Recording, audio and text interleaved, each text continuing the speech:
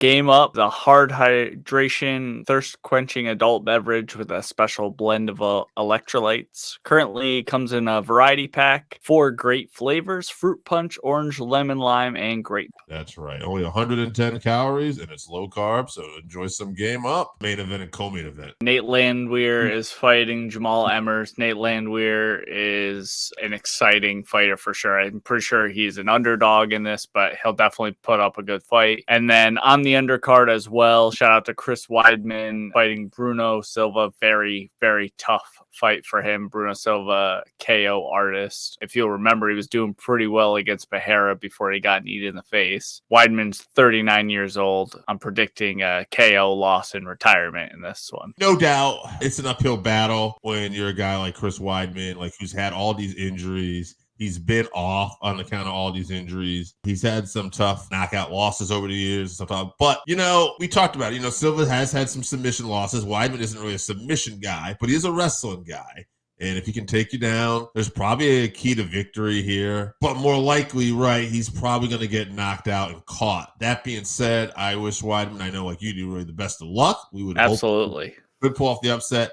And, one of the guys for me that when I first started getting seriously into MMA and UFC, Weidman was one of those guys on his way up. I remember watching him, I think it was Mark Munoz, where he stopped him. And it was maybe like his second fight I had seen him with, and he was getting ready to fight Anderson Silva. They were talking about this guy's got wrestling, and he can strike a little bit. He could be a problem. And boy, he was. He ended up winning that middleweight championship, and he had a good little run. And so for me personally, like, I will be sorry as he wraps up his career. Don't know if that's happening this week, by the way, but there is a good chance he is in Atlantic City, which is, is near his home. So either way, wish this guy the best of luck. Yeah, for sure. Co-main event. This is a good matchmaking right here. Vicente Lucque versus Joaquin Buckley. All right, Lucque. Let's start off with him. He's 22, 9-1, 11 KOs, 8 subs, 3 decisions. He's fought a lot of tough competition in the UFC.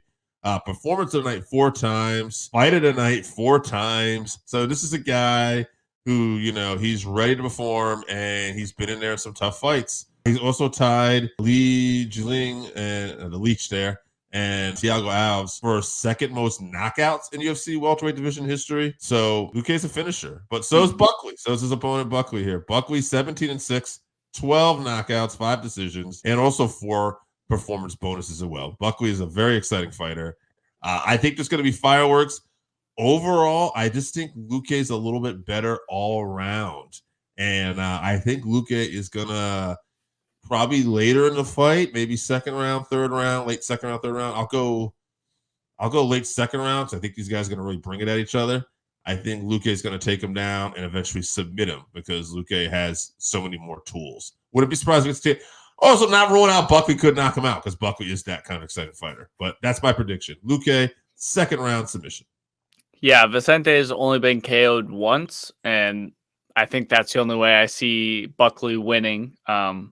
If anyone can KO him a second time, it'll be Buckley, though, for sure. But I'm with you. I'm going to pick Lucque, and also I'm going to pick him by decision. But I think it's going to make it to the end, to round 3. Very, very good matchmaking, though. Should be an exciting fight. Both guys like to go forward, explosive power, not afraid to take damage, so good matchmaking. Main event, also very good matchmaking. Title eliminator, Erin Blanchfield versus Manon Fiorot. Fiorot is 11-1, 6 KOs, 5 decisions, 6-0 in the UFC, and she is tied with Macy Barber and her opponent for the second longest win streak in UFC women's flyweight division history. I gotta imagine Valentina's probably the longest. Right. Erin Blanchfield, 12-1, TKOs, 4 subs, 6 decisions. Also 6-0 in the UFC, and as we mentioned, tied for the second longest win streak.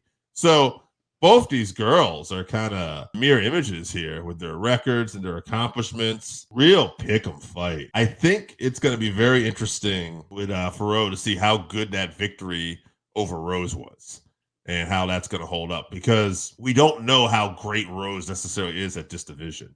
But if she's really great, then that victory is going to really shine and look good, and maybe she's going to look even more impressive than we expect here. I kind of am leaning towards Blanchfield, though. I feel like she could be a little stronger of the two, and more versatile, like wrestling, jiu-jitsu. I'm going to go Blanchfield. Either way, it's going all 5 rounds, I think.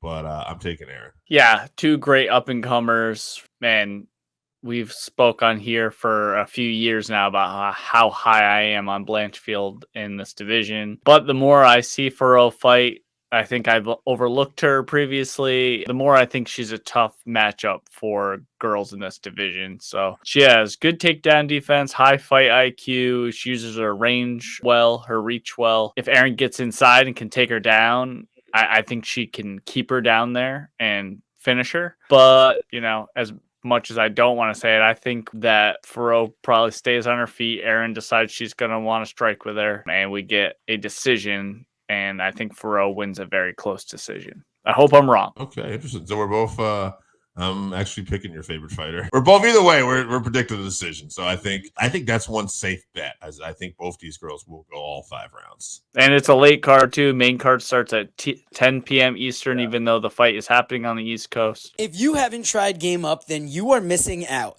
Imagine your favorite seltzer and your favorite sports drink had a baby, but it's way better than that. Each can is 110 calories, low carb, 4.9 ABV. It's a nice light drink that is not light on flavor. Game Up comes in fruit punch, orange, lemon, lime, and grape. Pick it up at drinkgameup.com.